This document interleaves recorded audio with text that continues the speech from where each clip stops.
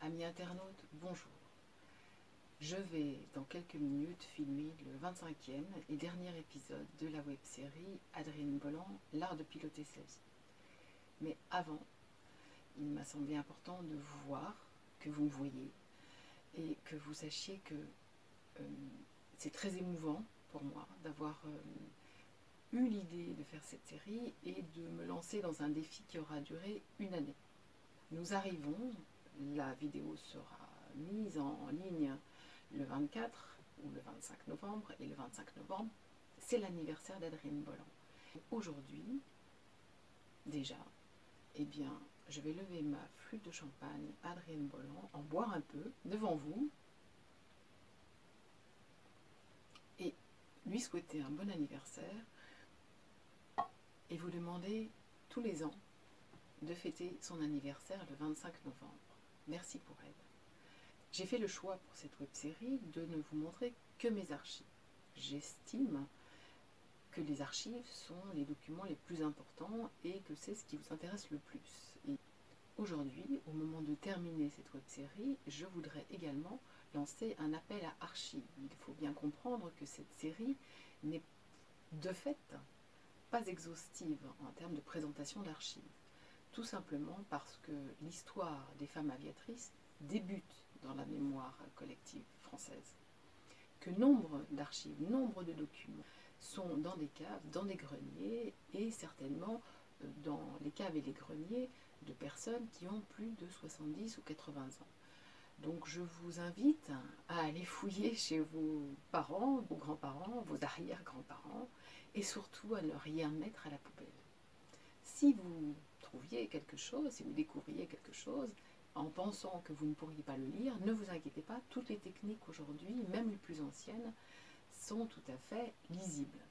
Donc n'hésitez pas à contacter la collection Corde Raide et nous nous ferons un plaisir de vous remercier déjà, peut-être certainement de copier ces archives et de vous les restituer. En 2021, nous allons débuter un cycle de centenaire important. Vous avez compris avec cette web-série qu'Adrienne Bolland n'a pas vécu seulement en 1921, mais que 1921 est le socle et le début de son aventure de vie qui va se terminer aujourd'hui dans quelques instants. Merci beaucoup. Restez soucieux de la vérité, restez exigeants.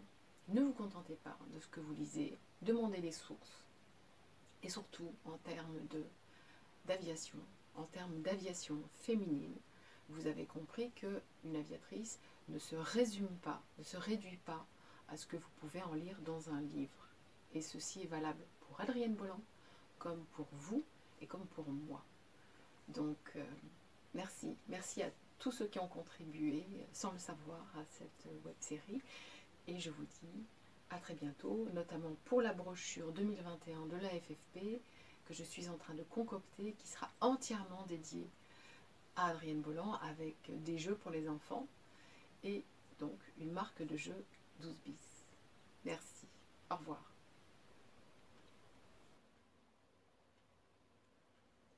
Amis internautes, bonjour. Nous nous retrouvons dans ce 25e et dernier épisode avec notre hirondelle, le champagne que je vais boire à la fin, et la suite et la fin de cette histoire passionnante.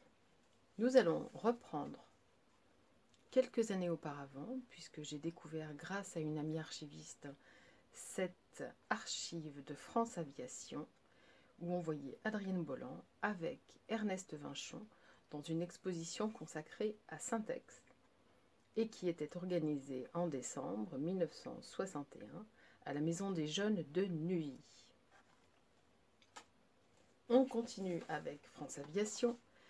Et là, nous avions des anniversaires avec plusieurs choses intéressantes. Tout d'abord, n'oubliez pas qu'Adrienne Bolland a traversé la Cordillère des Andes le 1er avril 1921 et que je vous avais parlé de Clément Ader qui avait eu la chance de naître le 2 avril. Et puis en 1875, nous avions le ballon Zéphyr. Là, je dis un grand bonjour à Christine de Bouzy et à la FFP. Dans cet article, qui nous intéresse et qui m'intéresse, Adrienne Bolland avait été suivie par un journaliste qui racontait que chez elle, les fenêtres étaient toujours grandes ouvertes et qu'au déjeuner, avec son mari, eh bien, elle recevait quoi? Qui? Eh bien, des oiseaux de tout le quartier qui venaient manger. Et elle disait elle-même que les merles étaient très exigeants et qu'ils griffaient la nappe si les graines offertes ne leur convenaient pas, et que les oiseaux venaient frapper du bec aux fenêtres fermées, et que généralement c'était les oiseaux malades. Adrienne Bolland devenait donc l'infirmière des oiseaux. Elle revenait sur son aventure de la Cordillère des Andes en rappelant, vous vous en souvenez, je vous renvoie aux épisodes précédents. Bien sûr, merci de cliquer, de liker et de revoir toute la série. Elle revenait sur l'épisode où elle avait emporté une robe neuve qui n'a jamais été retrouvée. Et comme elle n'avait jamais été retrouvée, on lui en avait offert une à son arrivée. Et puis là, au moment où elle raconte l'épisode du Brésil, eh bien, elle dit, dans cette version-ci, elle dit qu'ils ont été attaqués par des aigles au-dessus de l'Atlantique et que c'est suite à cette attaque d'aigles qui ont déchiré une aile de leur avion qu'ils ont dû amérir. C'est une version que je ne connaissais pas et c'est aussi pour vous dire que ma foi, eh bien, les versions évoluent suivant la mémoire d'Adrienne Bolland. En 1971, nous en étions à 1971, et cet épisode 25 s'intitule « Le royaume intérieur ». En 1971, le jeudi 15 novembre, nous avons ce bulletin de paye qui, effectivement, nous raconte qu'elle a enregistré la radioscopie dont je suis en train de retranscrire tout le dialogue avec Jacques Chancel, et qu'elle était donc à l'ORTF pour enregistrer cette radioscopie. Je voudrais préciser que suite à cette radioscopie avec Jacques Chancel, Adrienne Bolland avait dit qu'elle n'avait pas du tout aimé ces questions, et si vous réécoutez cette radioscopie, en effet, Jacques Chancel va à un moment l'interpeller sur le fait qu'elle n'ait pas eu d'enfant, parce qu'il parlait d'éducation. Et à ce moment-là, Adrienne Bolland a un hoquet très bref, puisque d'abord, c'est une question que jamais Jacques Chancel n'aurait osé poser, enfin, c'est pas une question, c'est une assertion, qu'il n'aurait jamais osé dire à un aviateur homme, et ça l'a beaucoup contrarié, puisque Jacques Chancel n'était pas au fait de son intimité, et qu'il y a une énorme différence entre avoir un enfant et porter un enfant. Et là, toutes les femmes qui ont vécu une fausse couche savent que entre porter et avoir un enfant, au final, c'est quasiment la même chose. Donc, le sexisme de Jacques Chancel et son obséquiosité ont vraiment énervé l'aviatrice. En 1972, le 1er janvier, eh bien, c'est la mort d'un homme qui était important en France, qui était Maurice Chevalier. On y reviendra un petit peu plus tard. Le 18 janvier, elle est donc payée par l'ORTF, et je sais qu'à l'époque, sa confidente s'appelait Suzanne Edith Peumery.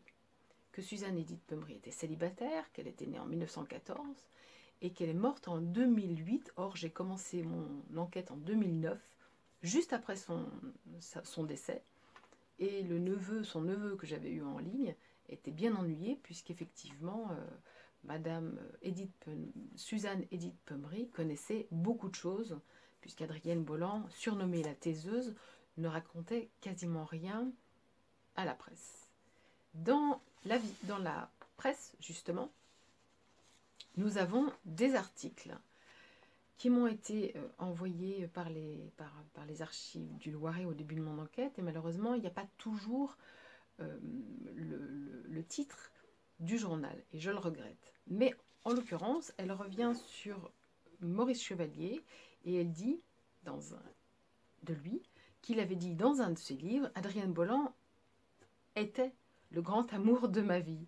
Et elle dit 3 petits points, tu parles.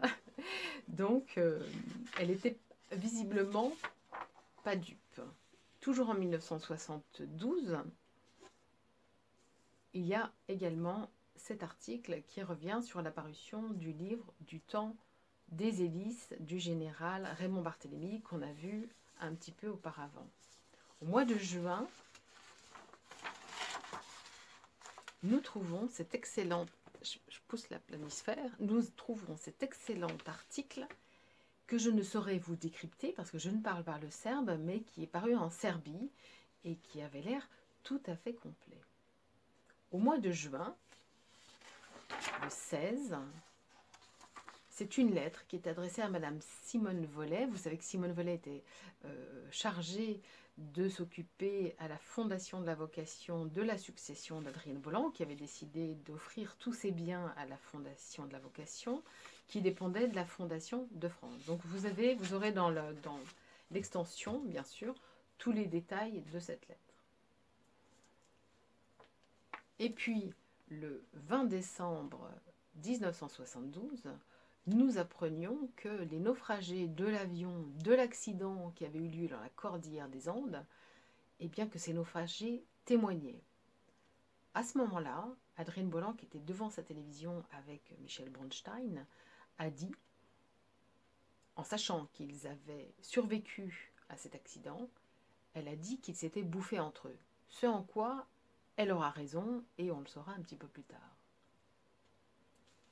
En décembre, il y a également un article tout à fait intéressant qui a un rapport avec Adrienne Bolland, bien sûr, mais qui est surtout l'expérience de vol. J'ai volé, j'ai piloté le G3 Caudron de monsieur Jean-Pierre Lafille. Et je vous le conseille parce qu'on apprend beaucoup de choses sur le pilotage de cet avion extrêmement complexe à manœuvrer.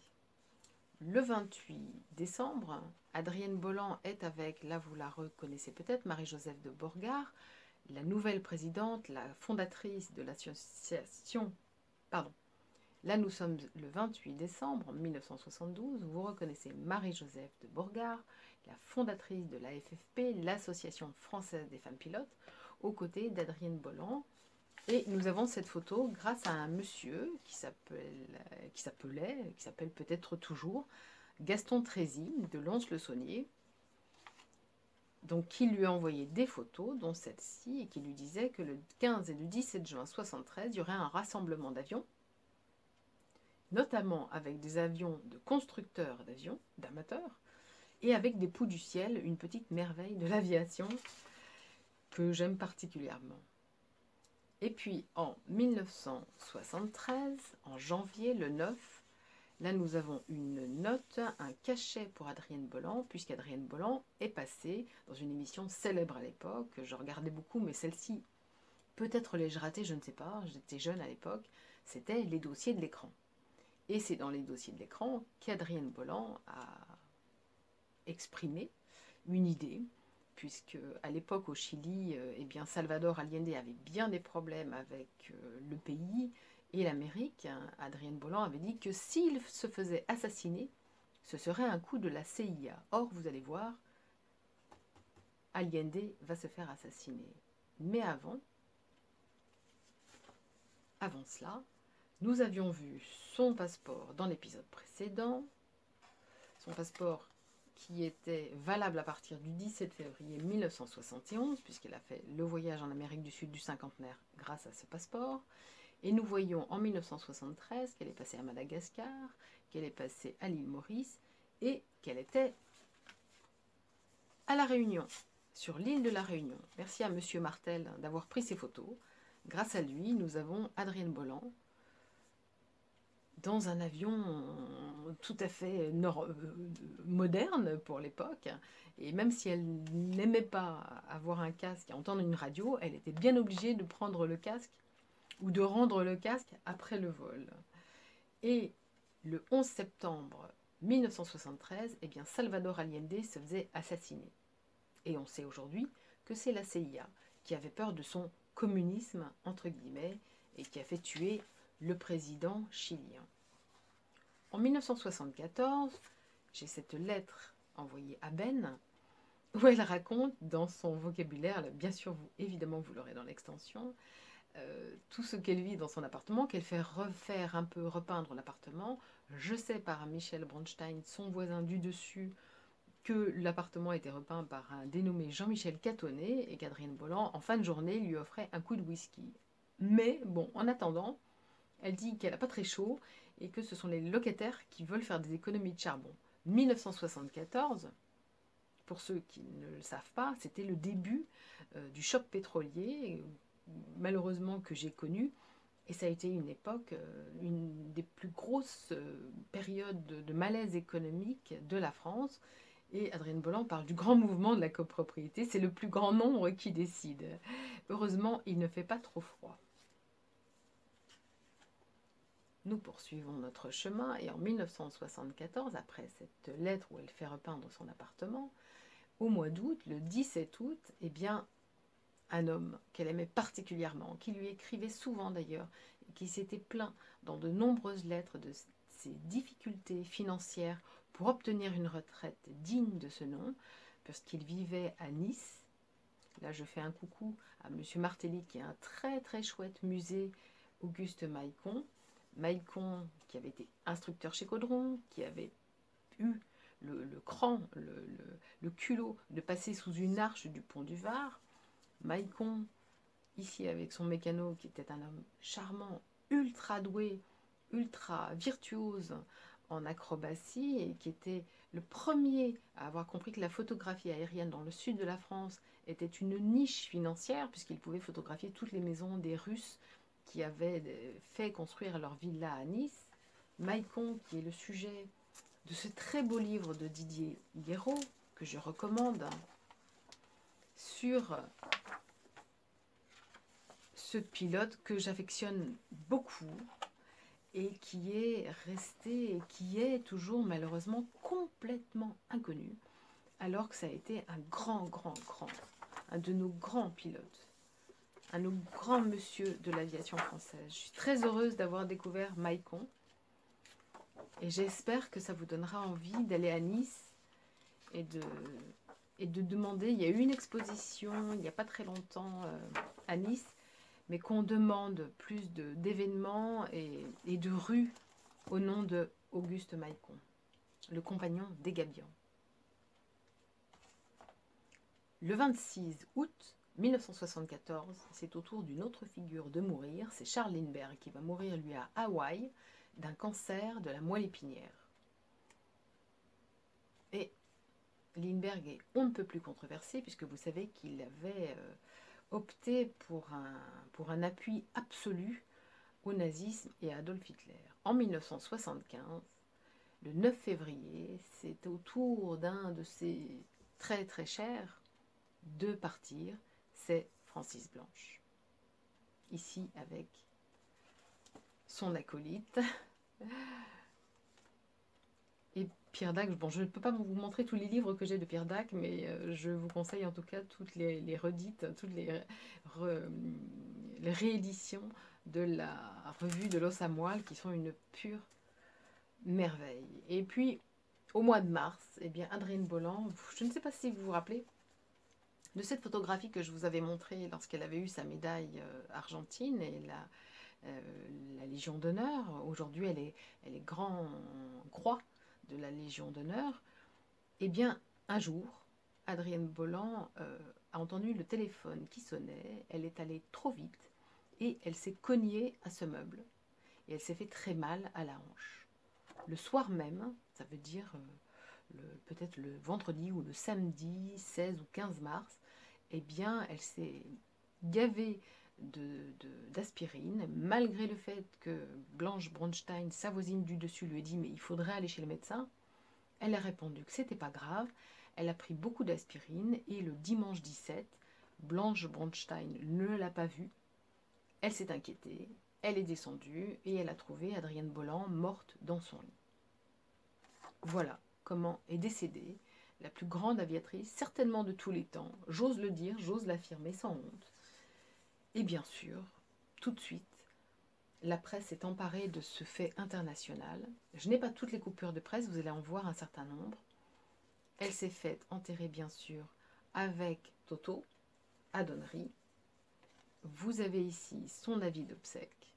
Benoît, son grand frère, était encore vivant. Donc je vous montre, voici la photographie, une des photographies qui est assez mauvaise, où on voit Benoît Bolland, qui lui va décéder en 1985. Ici, vous avez une photo de la cérémonie à l'église. Et là, j'ai beaucoup de parutions en 1975, où elle parle d'un meeting, où on apprend que même l'Aurore, vous vous rappelez, je vous laisse regarder les épisodes précédents, qu'Adrienne Bolland était absolument accro au journal L'Aurore, et que leur bonne Lola disait « Je vous apporte votre horreur ».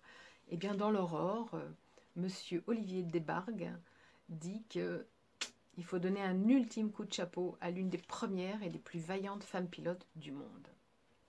Ici, vous avez ses titres: pionnière de l'aviation, officier de l'ordre national, de la Légion d'honneur, médaille du combattant, médaille de la résistance, médaille de l'aéronautique, et aujourd'hui on sait Grand Croix de la Légion d'honneur. En somme, maintenant que Maurice Genevoix est dans le Panthéon, maintenant que nous savons que Maurice Genevoix a rejoint le Panthéon, on pourrait imaginer qu'Adrienne Bolland soit la première femme à être enterrée sous le Panthéon. Je crois que ce serait une très belle chose. Et là, on trouve une phrase qu'elle avait dite au début de sa carrière: « J'ai commencé à voler parce que la vie ne m'amusait pas du tout. » Donc on est très loin de ce que les gens imaginent quand une jeune femme va dans une carrière on ne peut plus dangereuse. Dans la République du Centre, en 1975, nous avons un grand article. Évidemment, en Amérique du Sud, la chose fait le tour de l'Amérique du Sud, avec quelques pages sur qui elle était et ce qu'elle avait fait. Évidemment, on retrouve des lettres de la force aérienne aux vieilles tiges, avec des télégrammes, ici du 20 juin 1975. Nous avons également dans la revue Pionnier un très chouette article de Jean Labrie qu'elle connaissait très bien et dont elle s'inquiétait souvent. Et puis, un autre texte de Simone Vollet qui raconte ses souvenirs. Et là, elle dit une chose très importante au-dessus de sa signature. Elle dit qu'elle est très heureuse de cet article et qu'elle ait eu l'idée de cette collaboration. Donc, il avait dû être écrit un petit peu avant qu'elle ne décède, et qu'elle dit que très souvent des erreurs ont été commises dans la rédaction d'interviews qui m'avaient été demandées. Et là, j'insiste, parce que même elle trouvait qu'il y avait tellement d'erreurs qu'à ce stade-là, ça n'était même plus des erreurs, c'était quasiment volontaire. Donc voici la suite du texte. En 1976, je ne pourrais pas faire une revue de presse totale après 2005, parce qu'il y a eu quand même pas mal d'articles sur elle. Mais dans cette revue Jeunes années, numéro 120, on est dans le 12, hein, toujours, de juin 76, il est très très chouette, elle s'adresse aux enfants, et on retrouve un article qui est ici et ici, avec une photo relativement rare, je ne sais pas si vous la voyez bien, d'Adrienne Bolland dans le Caudron. Enfin, en 1976, eh bien, il y a un pèlerinage qui est organisé à l'appel de l'Association nationale des résistants de l'air, l'ANRA, dont elle était d'ailleurs la présidente d'honneur, et qui raconte qu'ils vont organiser cet événement. Et c'est monsieur Jean-Jacques Stéphano qui en fait le bref résumé le 10 avril 1976. Un autre article sur les amoureuses de l'air qui sont des femmes de fer ou d'or, parce qu'honnêtement ce sont plutôt des femmes en or et des femmes en diamant, mais de fer va bien avec leur aspect volontaire. Le 14 mai 1977, ceci c'était à l'occasion d'un hommage public, donc c'est une plaquette très importante, mais il y a pas mal d'erreurs, dont une écrite par M. Bellante, mais on ne lui en veut pas, hein. Si on en voulait à tous les gens qui faisaient des erreurs sur Adrienne Bolland, on se mettrait à dos toute l'humanité. Ici, vous la voyez avec le général Cuffot. Je vous l'avais déjà montré d'ailleurs, cette plaquette. Malheureusement, il y a beaucoup d'erreurs, dont certaines sont un petit peu ennuyeuses quand même. Et moi, j'ai commencé mon enquête en voyant que les grandes étapes de sa vie étaient résumées à ça. Et c'était très, très, très décevant. Donc, mon enquête a commencé à ce moment-là.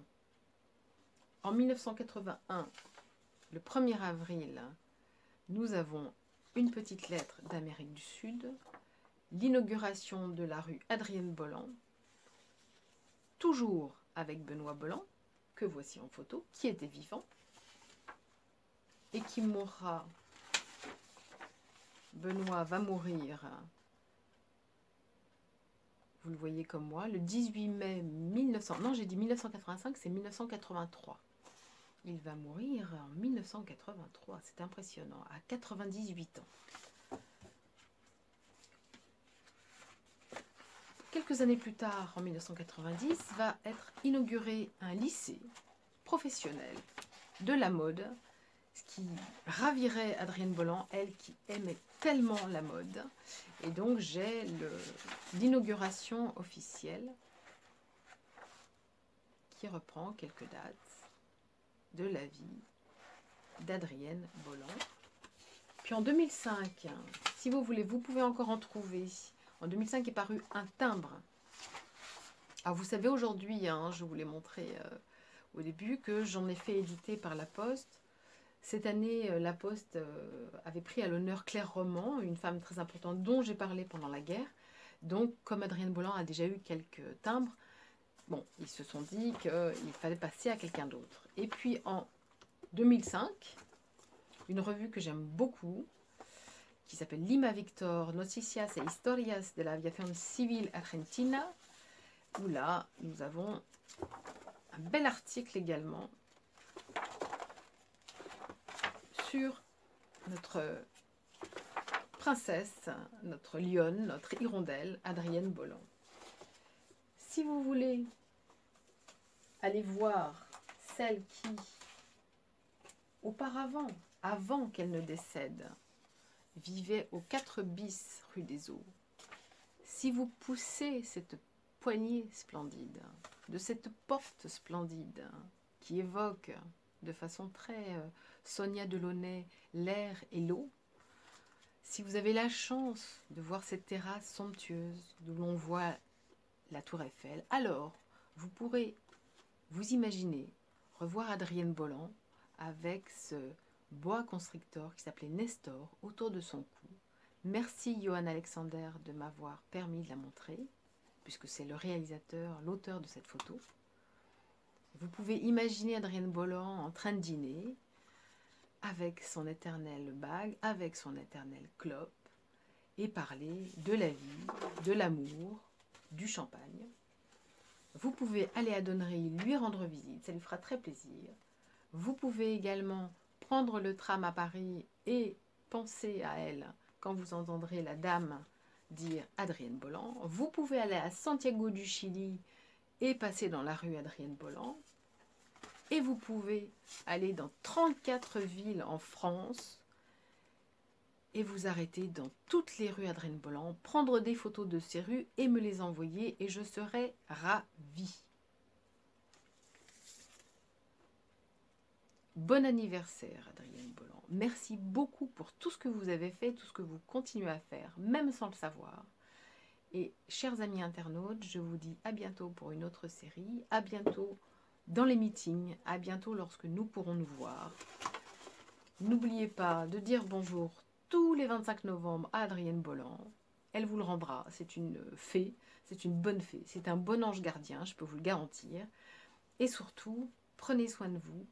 Merci de m'avoir suivi et à très bientôt. Au revoir.